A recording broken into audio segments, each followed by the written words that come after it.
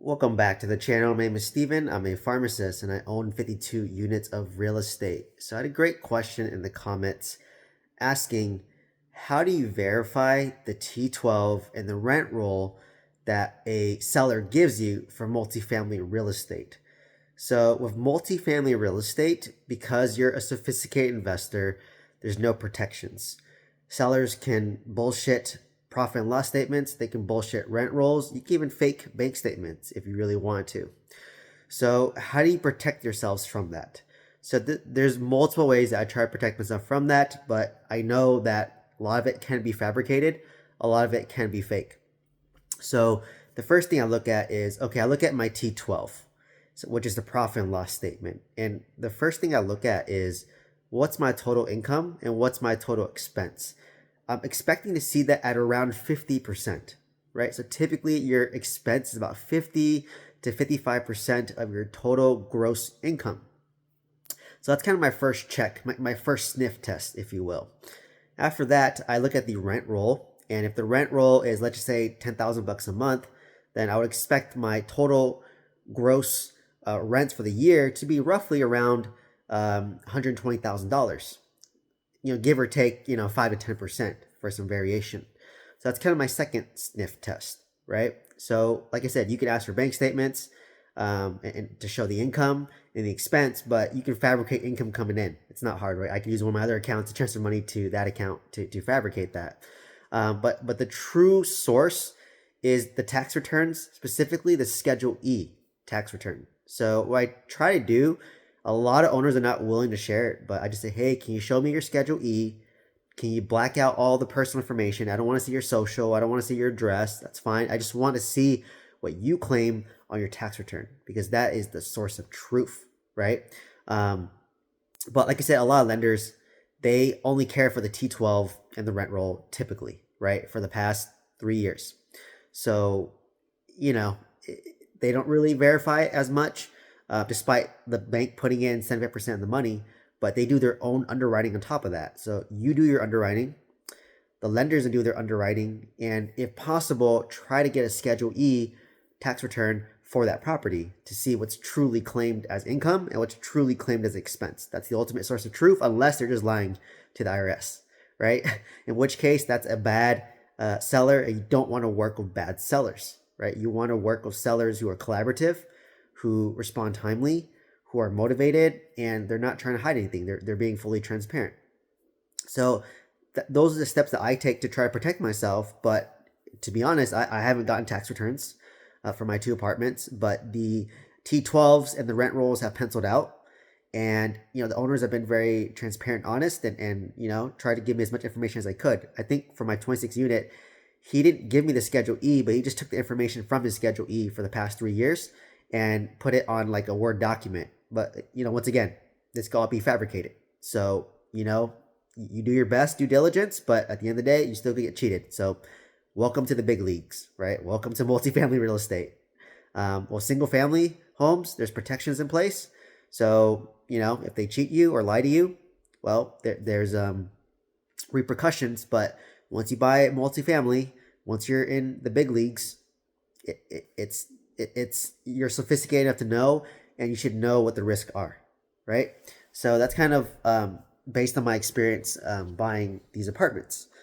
And another thing that owners tend to understate is how much rent they actually collect. So a lot of times when I ask the seller, hey, how are your rent collections? Do you have any delinquent tenants?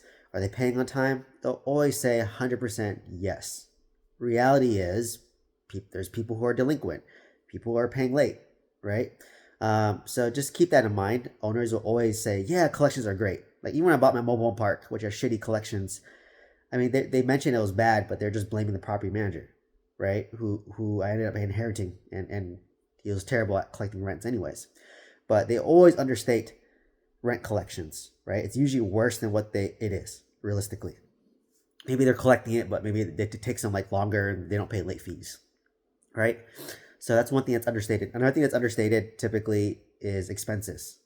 So, sometimes you're missing property tax in there, they're missing insurance, or the insurance they have is cheap, right? And basic insurance, and your insurance is going to be a lot more expensive potentially, right? So that's why you have to get quotes.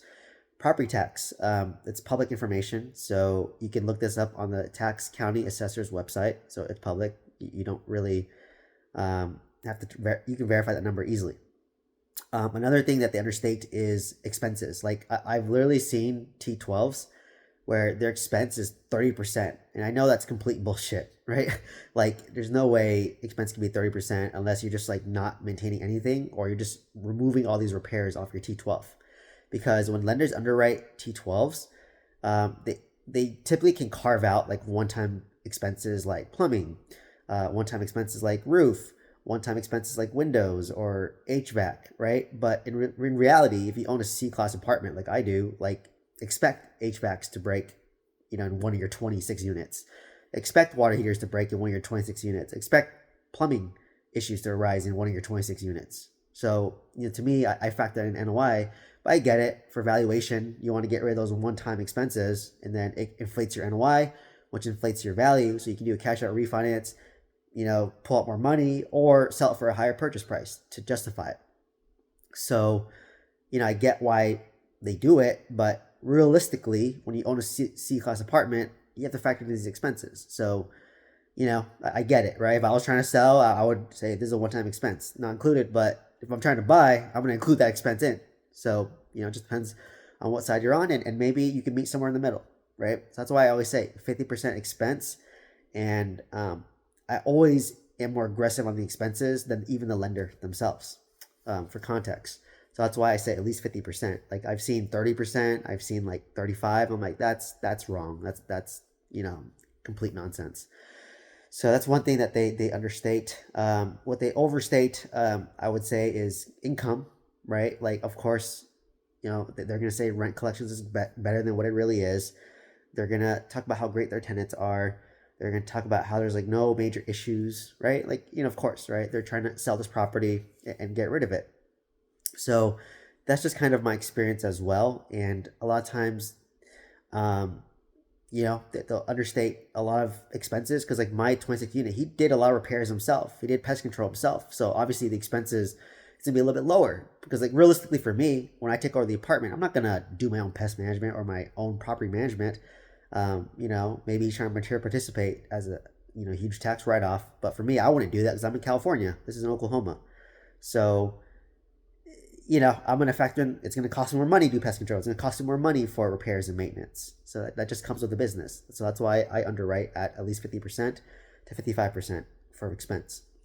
And kind of the last question was asking about the lender. So when a lender underwrites a multifamily deal, they're looking at your debt service coverage ratio, and they want that to be greater than 1.25.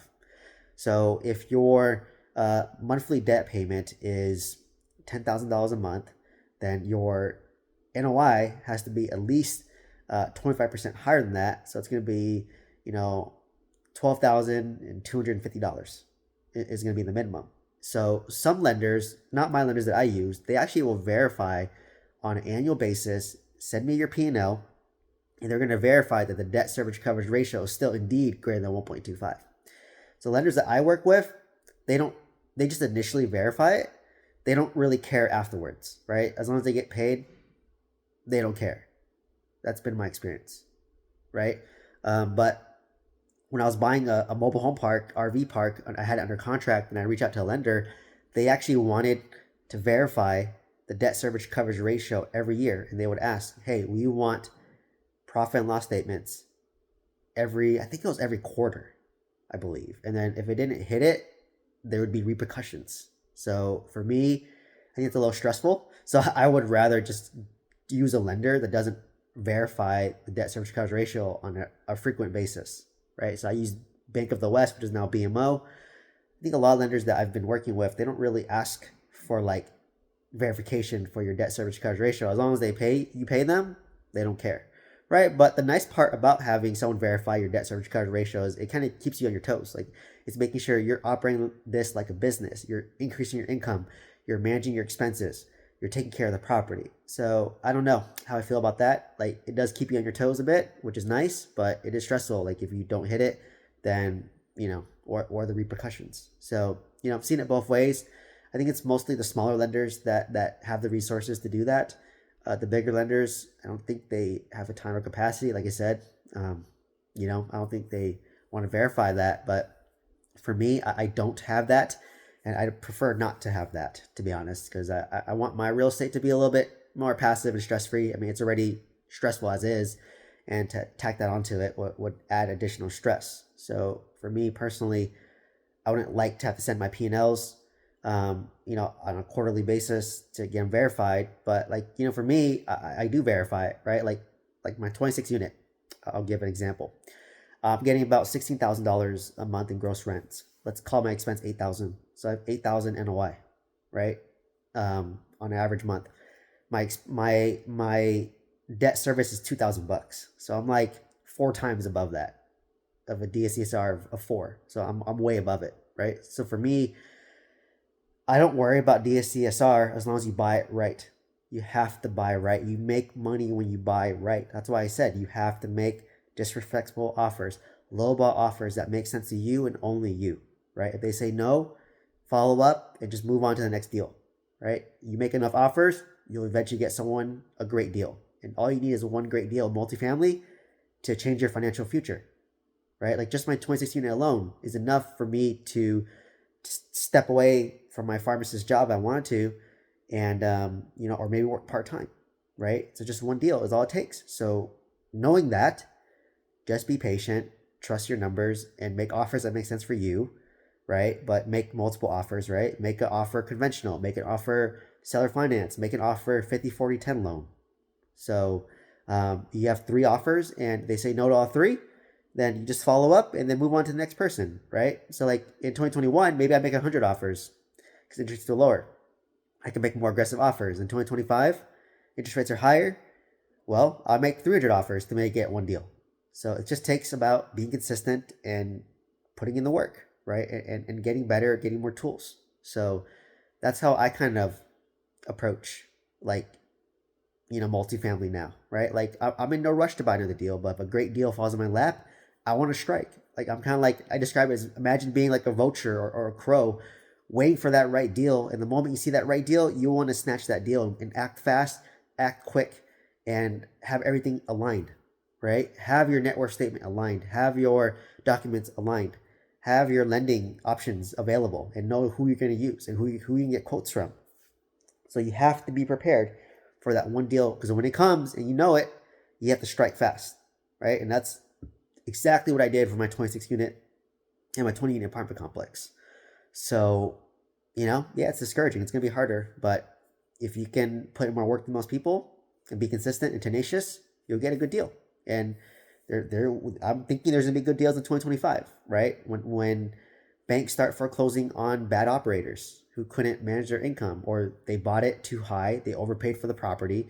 Maybe they bought it for $1 million and it's worth $500,000 now, but their loan is $800,000, so they're underwater, right? So I'm waiting for these deals to come, right? That's why I love buying off market with direct mail, because I want to go straight to the owner and help solve problems, make a win-win situation. I can buy a deal at the right price. I can fix up the property. I can raise up the rents, and I can increase the value, right? So that's the name of the game, really. It's a business. So just have your numbers, know what your numbers are, and make offers accordingly. And be knowing that you're gonna get rejected, but you have to stay firm to your numbers, right? That's really what it is. That's the name of the game. Know your numbers, make offers that make sense to you. Do that consistently. Eventually, you'll get deals, right? Like for me, I'm trying to buy like another 20 to 40 unit apartment complex to double my portfolio almost, and then stabilize that over like 3 or 4 years, and then at that, look to buy again, right? Like I'm getting quotes right now from lenders, like I'm using CoreVest and Velocity Mortgage to give me quotes like, hey, what's my terms gonna look like if I do a cash out refinance on my 26 unit, right? My 26 unit, I locked in 4% interest rate for 10 years, but I have a lot of equity trapped in there, right? I want to pull out my down payment. I want to pull out my renovation costs. I want to pull out additional money, but my interest rate might be like mid sevens, right? With a hefty prepayment penalty. So, that's okay, but I need to find another deal to buy, right? So, just kind of waiting in the sidelines, waiting for that right deal to strike.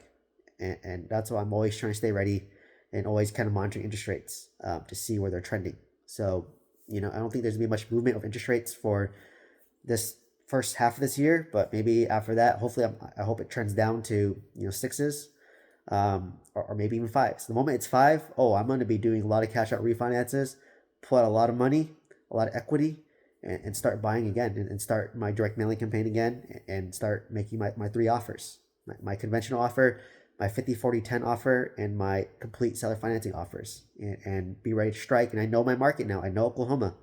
I know the rents. I know the areas. I have a team there. So it's just a matter of being patient and finding that deal. And when it comes, it's going to be a home run deal. But you have to just have your buy box, be persistent. So anyways, hopefully this answers your question. Let me know if you have any questions in the comments. If you want to learn to buy multifamily real estate with some guidance, some mentorship, check out the mentorship program down below. Otherwise, please like, comment, subscribe. I hope to see you next one. Thank you so much.